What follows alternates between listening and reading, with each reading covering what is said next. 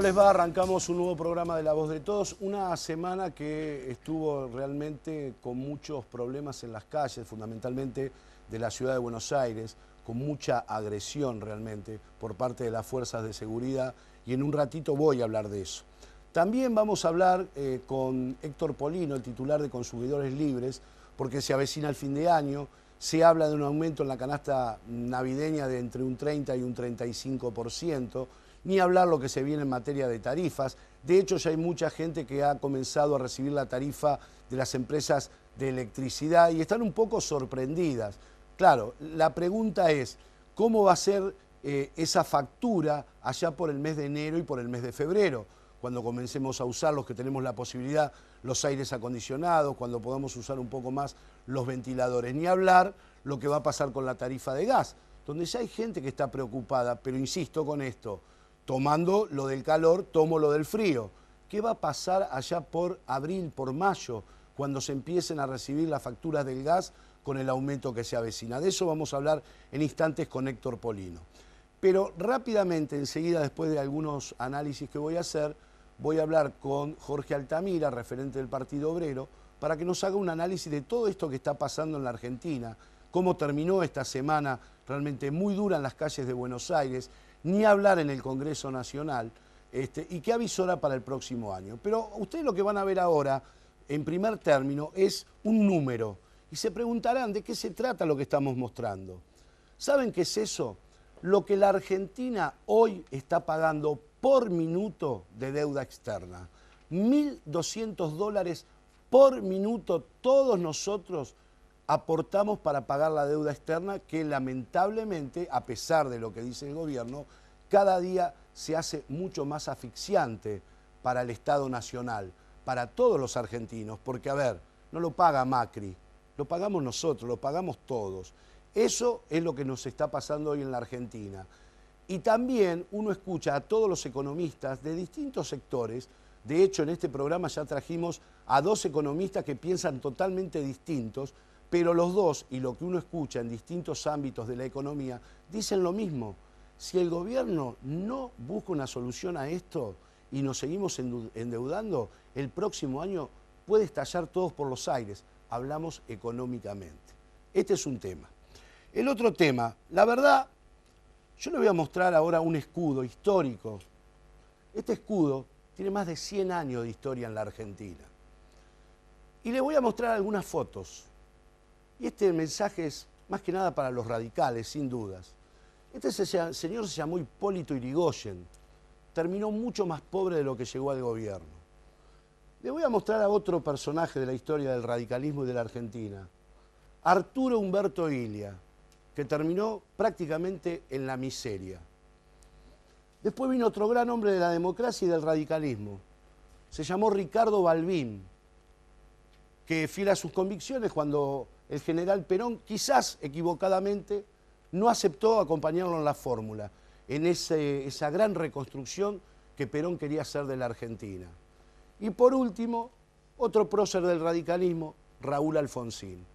Obviamente a De la Rúa lo saco de esta historia del radicalismo, porque estos hombres sí fueron hombres de la Unión Cívica Radical y de la lucha por aquellos que menos tienen. Y ustedes se dirán, ¿por qué muestro estas fotos? Porque yo me pregunto, si Yrigoyen, Illia, Balbín, Alfonsín estuvieran entre nosotros, ¿qué pensarían de estos radicales que me dan vergüenza que se sientan en un Congreso Nacional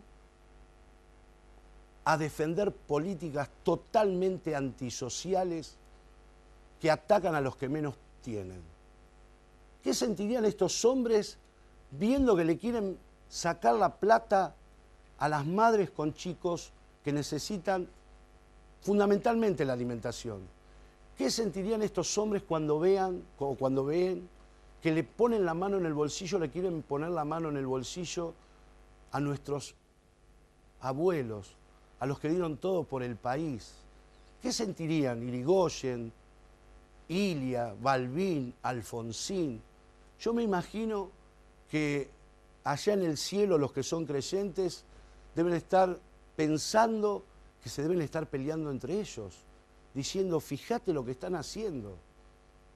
Me da vergüenza que Ernesto Sanz represente a la Unión Cívica Radical, que es uno de los responsables de este desaguisado que han hecho con el radicalismo cuando fueron a Gualeguaychú y entregaron las banderas del partido. Ni hablar de Aguat, no puede caminar por su pueblo. Y volviendo a Sanz, Sanz no puede caminar por Mendoza. No puede caminar por Mendoza. Yo no puedo entender un partido nacional y popular como el radicalismo que esté haciendo lo que está haciendo, entregando las banderas. La verdad, dan vergüenza ajena. Por eso hubo algunos radicales, que vos podés estar de acuerdo o no, como Ricardo Alfonsín, que dijo, yo no voy a ser candidato de nuevo, no acepto ninguna reelección, porque no puedo ir contra los principios de la Unión Cívica Radical, a diferencia de su amigo, que es lo que es, gracias a Ricardo Alfonsín, Miguel Base, que con tal de volverse a sentar en una banca de diputado, entregó las banderas del radicalismo o las de Raúl Alfonsín, a quien decía defender. A ver, el Congreso que vi en las últimas semanas, o en los últimos días, con mucho dolor, ¿saben a qué me hizo acordar? ¿Se acuerda cuando llegaron los militares, los que tenemos un poco de memoria o vivimos aquella época? Que usted no se podía acercar al Congreso porque lo vallaron de la misma manera, porque pusieron las fuerzas de seguridad y cualquier ciudadano no podía ni acercarse a sacarse una foto. Ese es el Congreso que vi el otro día. Una barbarie lo que han hecho. La gente tiene derecho a manifestarse. Ustedes me dirán, bueno, sí, pero había muchos vándalos. Sí, perfecto. Había muchos vándalos, no hay dudas. ¿Había infiltrados? Sí, había infiltrados seguramente. Pero para eso tenemos fuerzas de seguridad que supuestamente, como dijo la señora ministra de Seguridad de la Nación, estaban preparadas o las habían preparado para las contingencias de estas características en democracia. Se levantó la sesión, siguieron reprimiendo a la gente, cuando los diputados de todos los colores políticos dijeron, se terminó, dejen que la gente se vaya en paz. No, siguieron reprimiendo, siguieron reprimiendo. Es vergonzoso lo que han hecho. Yo no sé si la ministra Bullrich tiene que renunciar o no tiene que renunciar, no soy quien para decirlo. Sí sé que ha cometido muchos errores, gravísimos. Este Congreso que vi el otro día con esa agresión, con esa represión, no la vi ni en el menemismo cuando sancionaron leyes totalmente antisociales. No las vi ni con el kirchnerismo, que también te llevaba por delante porque tenía el número. Pero esto es realmente incomprensible. Y las dos cositas finales. El Frente Renovador presentó 3 horas antes de la sesión del día jueves un recurso de amparo para parar esta sesión que iba a ser bochornosa. El amparo y la medida cautelar recayó en el Juzgado de Seguridad Social número 2 a cargo del juez Stresser. ¿Sabe qué le contestó el juez a los diputados o a los abogados de estos diputados cuando fueron a presentar el recurso? No los puedo atender ahora porque estoy en una reunión y el Congreso se estaba prendiendo fuego. Estos son los jueces que también no tienen lo que tienen que tener cuando tienen que tomar algunas decisiones. Esa fue la respuesta del juez. Estaba en una reunión y no podía atender a los representantes de los diputados que iban a presentar un amparo para parar lo que después pasó, un verdadero desastre. Dos cosas. Elisa Carrió, a ver, hoy es la heroína de la Argentina de nuevo, porque ella fue la que le dijo a Masov, pare la sesión porque somos republicanos, etcétera, etcétera, etcétera. Puede ser que sí.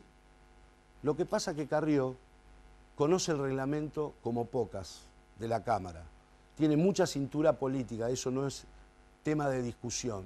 Sabía perfectamente Carrió que el quórum no lo habían tenido en ningún momento y que si esta ley salía, terminaba mal en la justicia. Porque además Carrió sabía perfectamente que digan lo que digan, había 2 diputados, como en la época del menemismo, que se sentaron sin haber jurado. Entre ellos, un amigo al cual respeto, y es un hombre de la Constitución y del derecho, que me llama poderosamente la atención que haya hecho esto, que es Jorge Enrique. Una barbaridad. Carrió, rápida de reflejos, inteligente, tiró la pelota afuera. Pero no hay que olvidarse de la cara del presidente de la Cámara de Diputados y del presidente del Interbloque, Negri, la cara que tenían, porque Carrió les manejó la sesión y hizo lo que ella quiso. Y sabe que hicieron tanto el presidente del Interbloque como el presidente de la Cámara de Diputados. Mutis, lo que dice Carrió hay que hacerlo. Y finalizo con esto. Esto tiene otra consecuencia. No es solamente la ley previsional que se está tratando, que vamos a ver qué es lo que pasa. Esto recae en la provincia de Buenos Aires y muchos esto no lo han tomado en cuenta o miran para el costado. Porque yo me pregunto, si bien la CTA, ATE, están haciendo una lucha importante con otros gremios para parar esto, se están olvidando de la provincia. Me pregunto, ATE, la CTA, la CICOP, el señor Baradel, que el otro día fue a defender a los abuelos y me parece bárbaro. ¿Qué están haciendo con el tema del IPS? Están callados la boca, del tema del IPS no hablan. ¿Por qué no le van a preguntar a los empleados públicos de la provincia, a los de Banco Provincia, a las policías, a los municipales, a los médicos provinciales, el desastre que van a hacer sacándole la caja previsional a la provincia y pasándosela al ANSES? De eso no habla nadie. Y finalizo. También tiene que dar explicaciones María Eugenia Vidal con el tema de esto que se está tratando para sacarle la plata a nuestros abuelos. Porque la señora gobernadora, sin control de las legislaturas, va a recibir casi 50.000 millones de pesos, 40.000, 20.000 y 20.000, 40.000 en la primera etapa. Sin control de las legislaturas, repito. Esto es muy, muy importante. ¿Quién los va a controlar? ¿O es para hacer política? ¿Cómo te va, Jorge? ¿Qué tal? ¿Cómo andamos? ¿Todo bien? Muy bien, muy bien. Bueno, ¿quién ganó y quién perdió? Bueno, ganaron todos los que se movilizaron contra la contrarreforma jubilatoria. Ganaron porque el bloque oficialista y sus aliados se quebraron. Lo único que hizo Carrió fue manifestar esa quiebra con el pedido de suspensión de sesión. Este proyecto es un proyecto alevoso. Fíjate que, bueno, como han explicado tanta gente, contempla una reducción de la masa jubilatoria del año 2018 de 110.000 millones de pesos. Es una barbaridad. De los cuales, discúlpame, casi 50.000 se lleva una sola provincia, que es Buenos Aires. Bueno, ahí probablemente está la trifulca. Frente a la presión popular, alguien debe haber intervenido y decir, bueno, ¿me conviene una crisis política de esta amplitud por 5.000 o 10.000 pesos, de 10.000 millones más o menos a la provincia de Buenos Aires? Ahí entra, ¿cuál es la solidez de esta gobernabilidad? Las LEVAC ya tienen, vos hablaste de la deuda externa, 1.000 no sé cuánto. 1.200 dólares por minuto. Pero están endeudando al ANSES. Obvio. El que está financiando al Estado es la propia ANSES con el Fondo de Sustentabilidad, lo que hacía el kirchnerismo antes. El gobierno considera que eso no es deuda, por lo tanto quiere decir que no la va a pagar. El otro día escuché a uno de ellos decir que no flota en el mercado, es decir, que no se compra y no se vende, y por lo tanto la van renovando, digamos, en forma constante. Entonces, el saldo es una victoria política importante del movimiento obrero, que yo quiero resaltar por dos cosas que son las siguientes. En primer lugar, ninguna colaboración de la CGT. La CGT dijo que iba a hacer un paro, al día siguiente sí se aprobaba. De manera que la promesa de una lucha era si nos derrotan. Donde aparentemente Camioneros no iba a acompañar.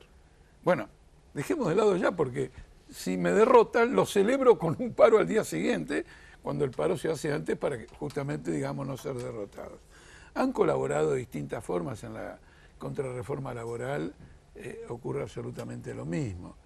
Entonces, todos los aliados del macrismo están sonados. Sobre Carrió quiero decir lo siguiente. Hay una frase famosa que dice que el asesino siempre vuelve al lugar del crimen. Y de paso una observación sobre lo que vos dijiste a los radicales.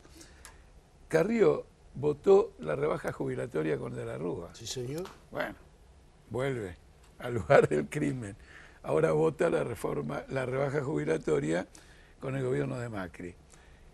En un momento dado excluiste a De la Rúa.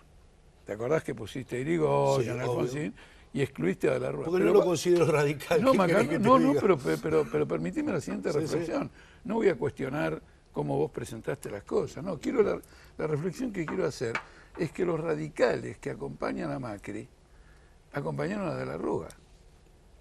Y Sturzenegger con Cavallo eran los que manejaban las finanzas de la Rúa. El macrismo es De la Rúa empeorado.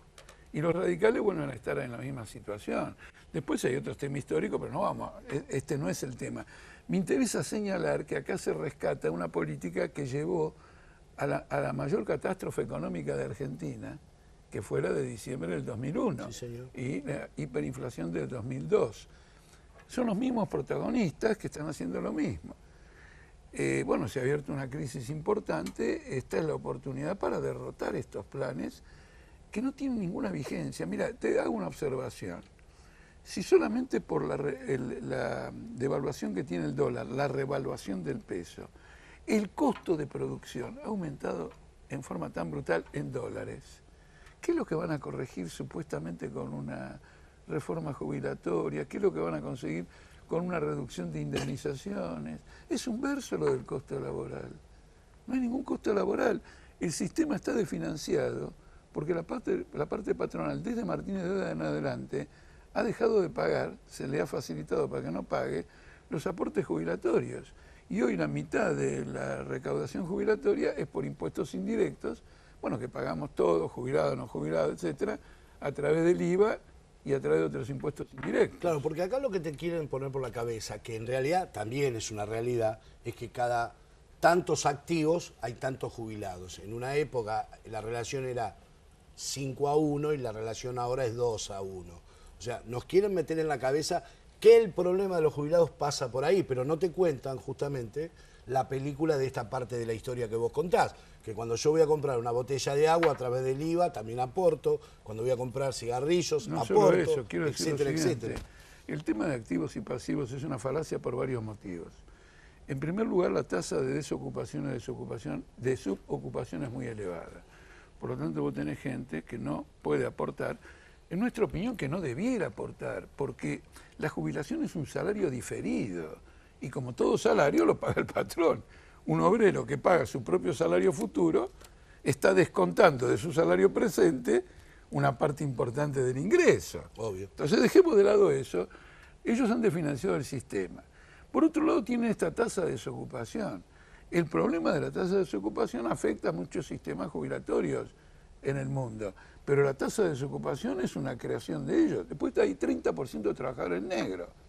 Eso lo quiere resolver blanqueando a esos trabajadores, pero el blanqueo consiste en amnistiar a los patrones por aquello que tenían que aportar y la promesa de una mayor reducción todavía de los aportes patronales. Por lo tanto, es una política de desfinanciamiento. Mira, Macri hace en la Argentina lo que Trump pretende hacer en Estados Unidos. Una desfinanciación brutal del sistema a través de una rebaja de impuestos extraordinaria, porque Macri mismo lo baja del 35 al 25% del impuesto a las ganancias, con la promesa de que la reactivación económica que producirían las mayores inversiones que vendrían de esa rebaja de impuestos nos ayudaría a despegar. Ahora, las inversiones, perdóname Jorge, porque las estamos esperando hace rato, ¿qué vienen en chasqui como en la época de San Martín? Te quiero hacer una observación. Porque no llegan nunca. No llegan nunca, no van a llegar nunca, pero no es un fenómeno argentino mundial. Cualquier tipo más o menos que conozca lo que pasa en el mundo, puede leer los diarios argentinos los domingos, salen artículos. Los que mínimamente saben de esto, la productividad está cayendo a nivel internacional, el ritmo de su crecimiento está llegando a cero. La inversión en Estados Unidos no es mayor que la de la Argentina, es del 13%. Si yo le descuento a Estados Unidos la amortización por el desgaste de la infraestructura del país, Estados Unidos tiene una inversión negativa. Hay gente que me dice, no puede ser porque Apple es la que más, porque tiene una ganancia elevadísima que no la puede invertir en ningún lado y no la invierte en ningún lado, entonces compra sus propias acciones, hace una operación financiera. Obvio. Pero Apple, La que tiene los mayores beneficios del mundo no invierte.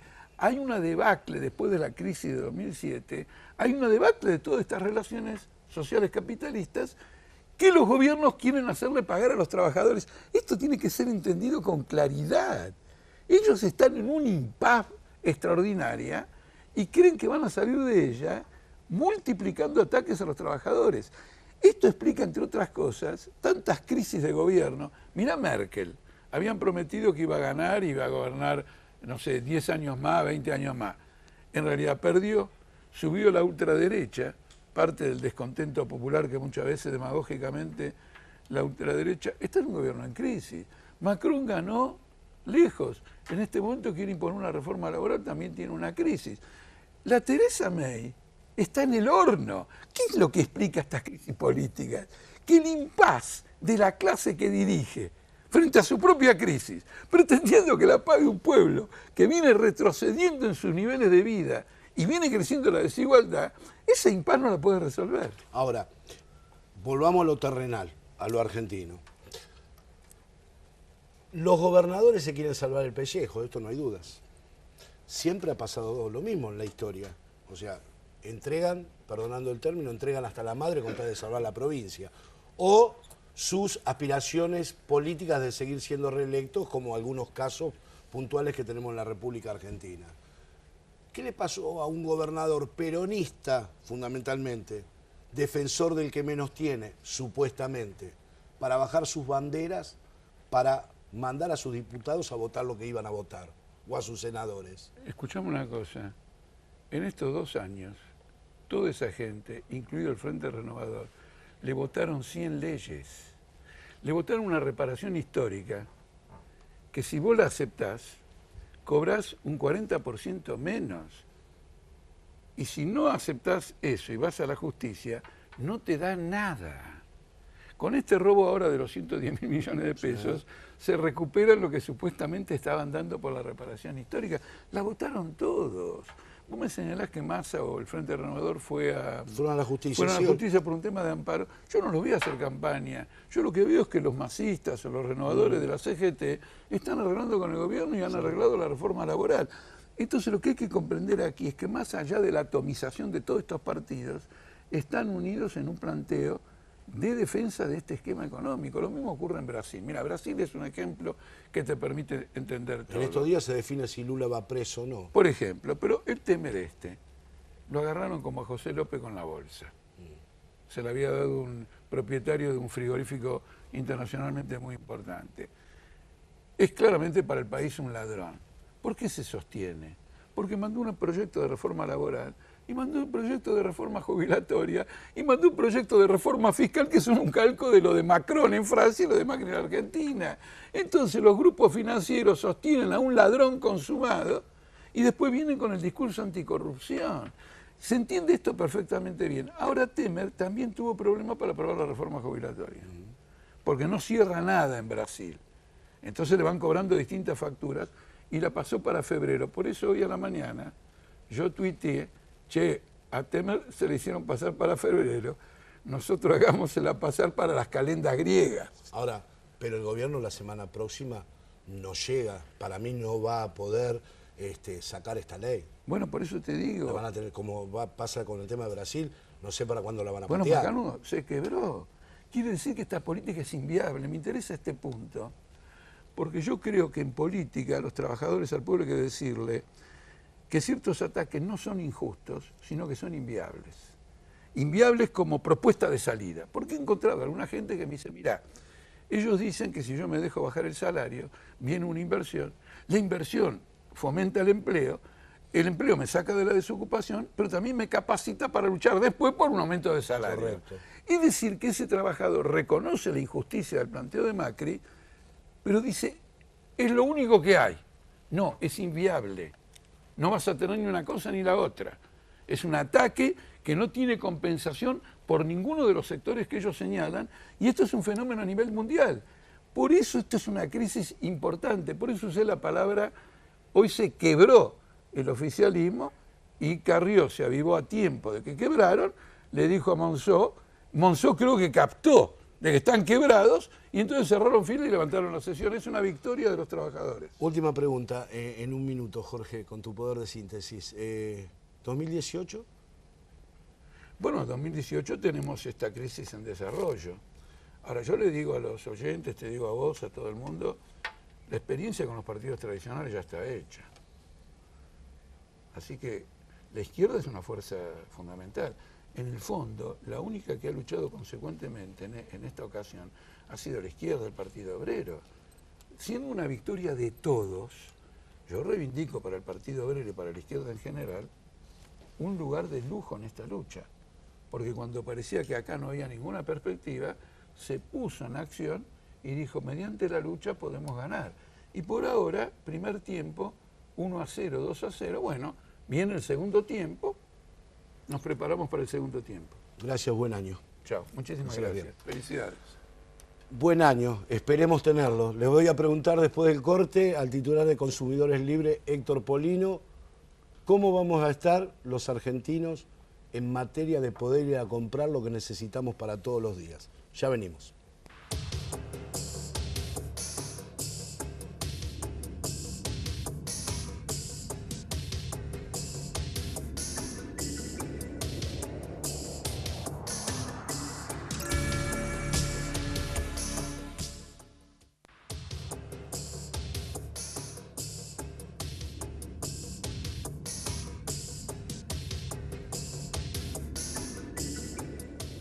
Bueno, muy bien, seguimos en La Voz de Todos. En instantes, después de hablar con Héctor, voy a hablar también con el amigo Gabriel Solano, legislador porteño, de la izquierda también, porque le voy a pedir un análisis de cómo vivió lo que pasó en estos días en el Congreso y me voy a abocar a hablar un poco de la ciudad de Buenos Aires, ¿no? Porque están pasando muchas cosas que con tanto ruido a veces pasan de largo. ¿Cómo le va, Héctor? Un gusto. ¿Cómo anda? Muy bien, gracias. ¿Qué tal? ¿Cómo está? Bueno, me voy a poder comprar... O sea, afortunadamente yo sí, pero la gente, el trabajador, ¿se va a poder comprar tranquilo este fin de año una sidra, un vinito más o menos, una garrapiñada, un pan dulce, o le va a costar mucho hacerlo? Van a haber sectores sociales, por ejemplo, los de clase media media, clase media baja, que son los más perjudicados con esta política. Los jubilados que perciben el haber mínimo, que es el 70% de la clase pasiva. De modo que los salarios no han aumentado en la misma proporción que han aumentado los precios y los combustibles, ahora la luz, el gas, etc. Y las jubilaciones tampoco. Hay un deterioro en el poder de compra. Y esto se verifica con algunos datos bien concretos. Por ejemplo, en el año 2015, en la Argentina se consumía 44 litros de leche por año promedio y por persona. El año actual bajó al 10%, 40 litros por persona y por año, 4 litros menos. Tenemos que ver cómo influye esto sobre todo en la niñez, en su desarrollo intelectual, físico, intelectual, en su nivel de comprensión. Estamos hablando de algo de fundamental y clave, como decía usted, para el inicio de la vida, la leche. La leche. Yo tengo acá datos que son realmente escalofriantes.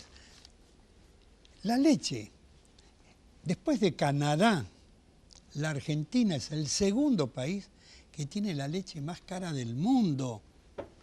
Diario La Nación, del 24 de julio de este año, cuando al productor agropecuario le pagamos 5 pesos con 20 el litro de leche, luego estamos en la góndola del supermercado pagándola 18, 19, 20, depende de qué tipo de leche. Clarín, 23.6 del año pasado. Buenos Aires, un café ya cuesta 5 veces más caro que en San Pablo. ¿Es verdad? 5 veces, un café. Sturzenegger le advirtió a los empresarios el 30 de agosto de este año que habrá menos margen para aumentos especulativos. No dice que se van a suprimir los aumentos especulativos, habrá menos margen, está reconociendo que hay aumentos especulativos. Nosotros hicimos un relevamiento de precios de medicamentos el 30 de junio de este año. Lo comparamos con el 30 de octubre del año 2015, antes de la asunción del nuevo gobierno, antes de la devaluación del peso, etc. Hay medicamentos que aumentaron promedio el 132%. Un 60% más que la inflación de ese periodo. Un 54,3% más que lo que el jubilado obtuvo de aumento de sus saberes. Y además comparamos medicamentos fabricados en Francia con la misma droga, un 100% menos que en la República Argentina. Cuando el trabajador francés tiene un salario mínimo, promedio, 3 veces más que en la Argentina. Inglaterra es el 6º país más caro del mundo.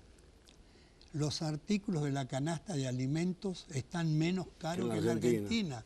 Y también los trabajadores ingleses tienen un salario mínimo 3 veces más que en la Argentina. Con la diferencia que gran parte de los alimentos nosotros los producimos y ellos los tienen que importar.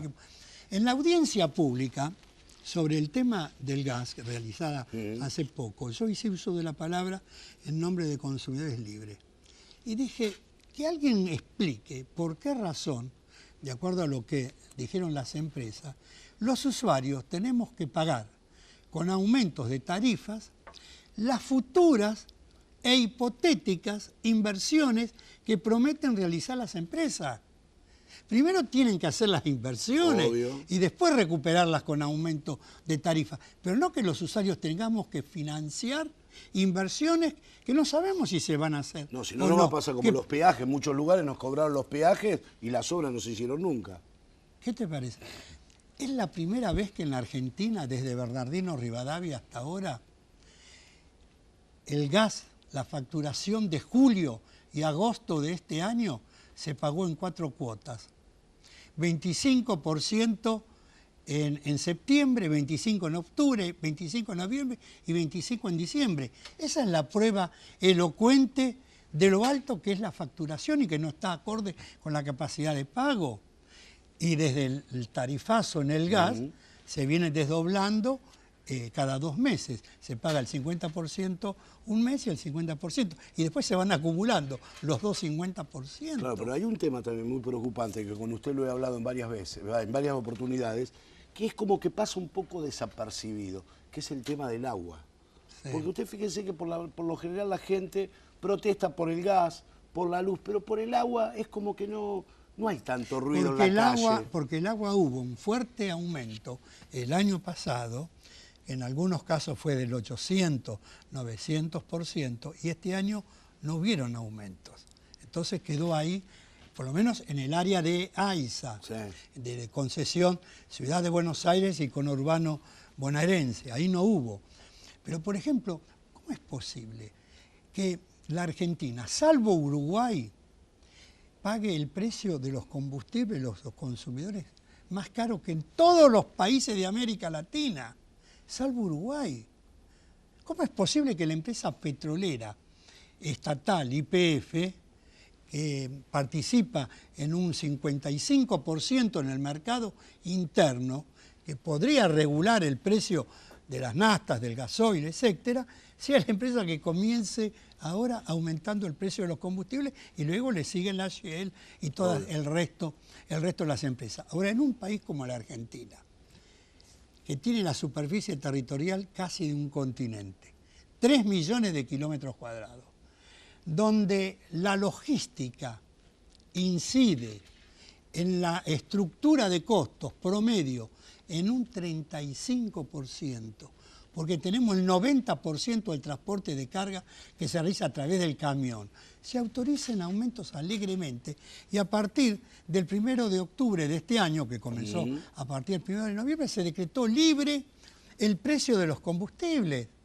Y desde octubre, ahora aumentó 2 veces. Con el agravante que siempre nos contaron desde chiquitos, que cuando el petróleo baja, supuestamente los combustibles bajan. En la Argentina baja el petróleo y no bajan en proporción a lo que baja el petróleo. Pero que el petróleo llegó en el mundo a $120 el barril. Y después comenzó a caer y llegó a $30. Y en la Argentina, en los surtidores, no bajó un centavo el precio de la nafta y del gasol. Ahora que comenzó a remontar otra vez, de 30, 35, 40 y está ahora en $55 aproximadamente, todos esos aumentos se vuelven a recargar en los surtidores de la Argentina. Es un escándalo lo que está pasando. Por eso este deterioro en el nivel de vida. A esto hay que agregarle el aumento en el precio de la medicina prepaga, un 6% más, 31%, el precio en las cuotas de las escuelas, en los peajes. Acaba de aumentar los peajes en la provincia de Buenos Aires. Ahora, antes de las vacaciones, cuando la gente va a ir con sus coches a la costa atlántica o de Córdoba a Mendoza, le aumentan el precio de los peajes. Es un escándalo. Y este mismo gobierno que le quiere bajar los saberes a la clase pasiva, porque dice que el sistema no, es el que le reconoció a las empresas eléctricas 30.000 ¿Cómo 30.000? 19.000 millones de pesos que tenían con la empresa Canmesa, que es la que opera en el mercado eléctrico mayorista. Entonces, las empresas recibieron, por un lado, lo que pagábamos los usuarios cuando íbamos a pagar la energía eléctrica, los subsidios del Estado, y ahora no le pagaban a la empresa mayorista la energía que Canmesa le vendía a Edenor, Edesur, Edelap, a todas las empresas, y el gobierno pagó 19.000 millones de pesos. Es un escándalo, es un escándalo. Entonces, todo esto influye en el bolsillo de los jubilados, en el bolsillo de los trabajadores, sin duda.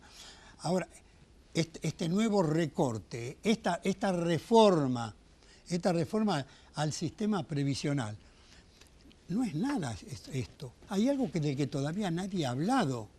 La reforma impositiva, por primera vez, le aplica el impuesto a las ganancias a las cooperativas y mutuales de todo el país que operan en el área de crédito, del seguro y en el área financiera. ¿Y cuál es el argumento? Y que hay cooperativas y mutuales truchas. Muy bien. Regulemos, controlemos. Pero ¿por qué no las...? Yo fui secretario de Estado de Acción Cooperativa de la Nación. Cuando detectaba una cooperativa trucha, le aplicaba el máximo de las sanciones y le excluía del registro.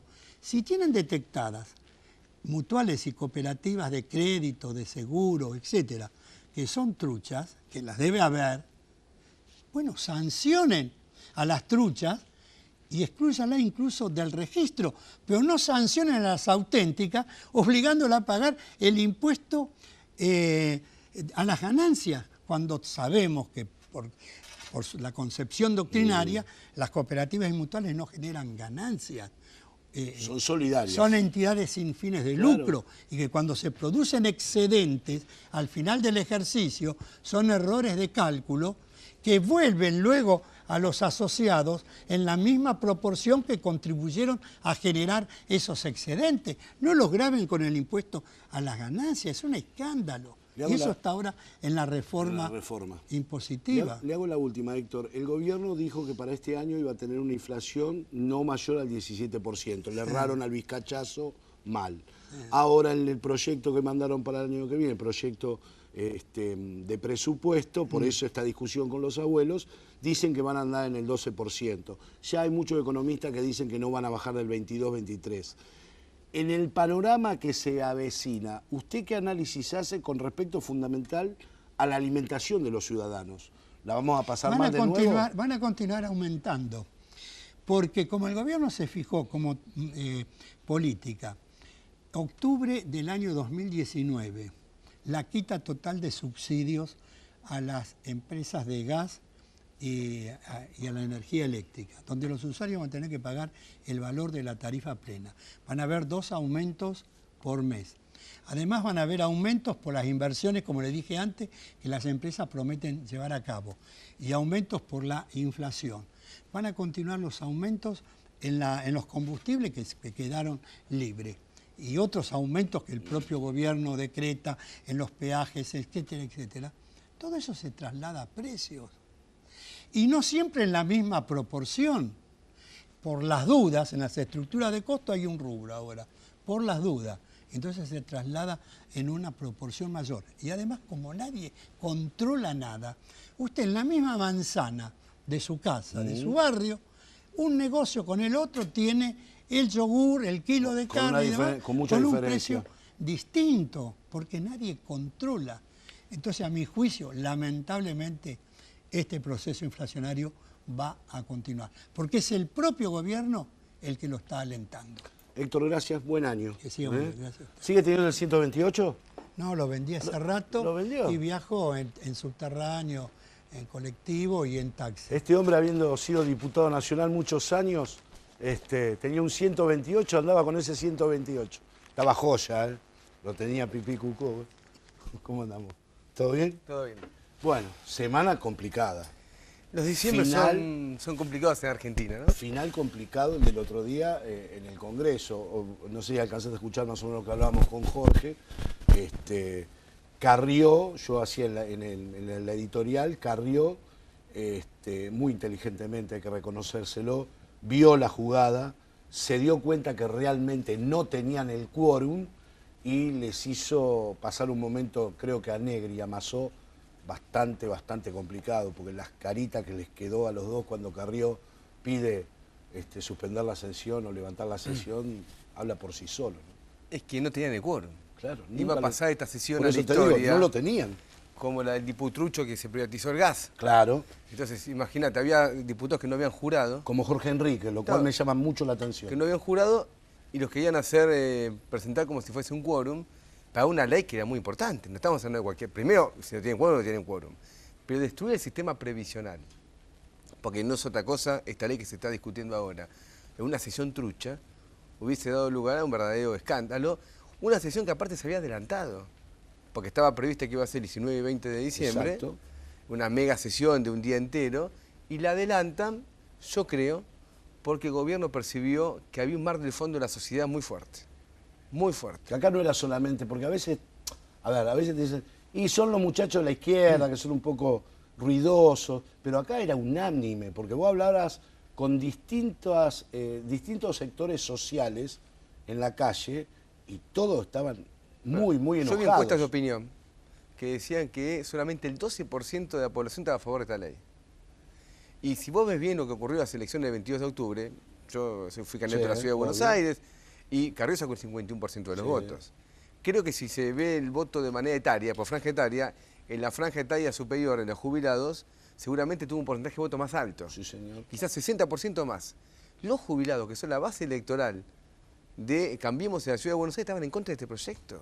Entonces el gobierno percibió que el tiempo les jugaba en contra.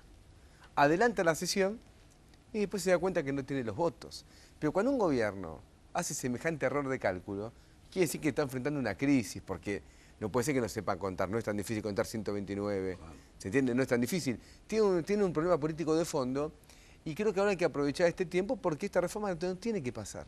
Y si esta reforma no pasa, tampoco va a pasar la reforma laboral. Y esto forma parte de un paquete más amplio, esta reforma que también se está discutiendo con las provincias. Vos pensás que el discurso oficial es absolutamente hipócrita. El presidente Macri se la pasa diciendo que el ANSES está desfinanciado y que el sistema no es viable, y en vez de otorgar al ANSES un flujo mayor de recursos, le quita los aportes patronales y le quita el ingreso de impuesto a las ganancias. Entonces, ¿cómo puede ser que alguien diga por un lado que no tiene fondos y por otro le quita fondos? Claro. Es un verso enorme. Lo mismo está ocurriendo con el aumento de la edad jubilatoria. Aumenta la edad jubilatoria a los trabajadores, pero en el Estado resuelven un plan de incentivos para el retiro voluntario a los 65 años. Claro. Es decir, donde te conviene retiro, donde no, que se alarga a 70 años. Está todo armado, es un discurso contradictorio donde el objetivo fundamental es garantizar que con la plata de los jubilados se pague la deuda, porque el otro día salió una noticia que es una bomba. Por decreto el gobierno aumenta el presupuesto de este año en 200.000 millones de pesos y 85.000 millones de pesos son para pagar intereses de deuda. Correcto. Es el equivalente a lo que se va a sacar los jubilados el año que viene. Claro, pero acá hay algo también, yo te lo decía, lo dije la semana pasada, lo dije hoy también en la editorial, lo hablaba con Jorge Altamira hace un ratito. Acá hay algo que no se cuenta, que más allá del salvataje, entre comillas, a muchas provincias, la realidad objetiva, que acá la que le está poniendo la mano en el bolsillo a los jubilados, y lamentablemente los abuelos no se dan cuenta y muchos tampoco, es la gobernadora de la provincia de Buenos Aires, María Eugenia Vidal. Porque acá se está sacando un dinero importante en este negocio, digamos, entre paréntesis, de más de 40.000 millones de pesos que van a ir a la provincia de Buenos Aires en esta famosa compensación del Fondo del Conurbano, que creo que es justa, porque yo vivo en la provincia, creo que es justa, lo que no me parece correcta es la manera, que no va a ser controlado por ninguna cámara, porque no son fondos coparticipables y vienen, digamos, por la ventana, no vienen en el presupuesto de la provincia. Y Vidal de esto no dice nada. Yo creo que hay que eliminar la idea de que los gobernadores defienden a las provincias. Por ejemplo, en los días previos a esta sesión, que finalmente fracasó por suerte, surgió que el gobernador de Tucumán, Mansur... Sí, entregó a su diputado por el impuesto a Coca-Cola. Exactamente. Entonces no defiende a la provincia, defiende a Coca-Cola. Claro. Coca-Cola amenazó con irse del país, aplicar despidos y levantar toda inversión. Patricia Burrich debía haber dicho que son terroristas. Porque ¿quién más desestabilizado un país que una empresa del tamaño de Coca-Cola anuncie despidos, todo? Y le dieron lo que ellos querían. Y Mansur y Alperovich actuaron a la cuenta de Coca-Cola, no de Tucumán. Claro. Y en el caso de Vidal, me parece, la reforma impositiva que anunció Vidal para la provincia de Buenos Aires es más o menos la misma que la de la reta de la ciudad de Buenos Aires. Anda a preguntarle a los ruralistas en Buenos Aires que le van a poner el 54 o 56% por la cabeza. Pero por eso digo, están quitando una determinada cantidad de impuestos que tendrían que ser impuestos importantes a los sectores de mayor poder adquisitivo y se aumenta el inmobiliario, se aumentan las patentes. Acá está pasando lo mismo en la ciudad de Buenos Aires. Entonces, no actúan los gobernadores defendiendo el interés de la provincia, sino, igual que Macri, el interés de determinados grupos económicos, porque hay una transferencia de recursos. Acá no hay un ajuste. Porque la palabra ajuste remite a la idea que todo el mundo se ajuste un poco. No, acá hay una transferencia de beneficios, de recursos. El trabajador va a pagar más el impuesto del ABL, va a pagar más por la patente de un auto, y el sector capitalista va a pagar menos porque se le descuentan los aportes patronales, se le descuenta impuesto a las ganancias. Ganancias baja de 35 a 25 a los sectores patronales. Y un trabajador con un determinado ingreso va a seguir pagando a categoría más alta. Con el agravante que muchos colegas míos, que aparentemente juegan para el gobierno, tienen todo el derecho de hacerlo, lo que tendrían que es blanquear, te dicen muchas veces que este gobierno está achicando el Estado en un 20%, pero lo que no te cuentan que primero ellos le agregaron un 20% más y ahora nos quieren hacer creer que ese 20% que ellos le agregaron con su gente lo achican por otro lado, o sea, nos están mintiendo en la cara. En los últimos días, yo fui personalmente, es mi obligación como legislador, a diferentes dependencias del Estado donde hubo despidos. Te nombro el ENACOM, 110 despidos. Ayer tuve en el INCA 60 despidos. En todos los lugares donde voy y se aplican despidos, está la idea que hay que reducir el plantel, pero todos te dicen, ¿sabes cuánta gente metió el PRO? Claro, ahí está el tema. Es decir, que ellos meten sus funcionarios, aumentan el gasto por otro lado, y lo que más ha aumentado es el gasto del Estado.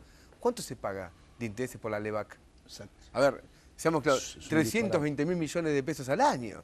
Entonces, no me hables del trabajador de ENACOM, no me hables del trabajador del INCA, cuando se incrementa un beneficio gigantesco a nivel internacional, porque todo el mundo viene del mundo, cambian dólares por pesos, con un seguro de cambio elemental y obtiene una tasa de interés que no se obtiene en ningún lugar del mundo, ganancias inmediatas, y está llevando a la quiebra al Banco Central. Entonces, acá lo que hay que ver es que es un ajuste que se le pide al pueblo, que no va a ningún lado, porque este plan no va a ningún lado. Claro, pero perdóname, con el agravante, yo también el otro día lo hablaba con un economista. Vamos a poner la hipótesis, me junto yo, un Solano, che, te sobran 100, 150 lucas, de, no sé, que te heredó tu papá, tu mamá, o te salió un buen negocio, vendiste un pedazo de tierra que tenías por ahí.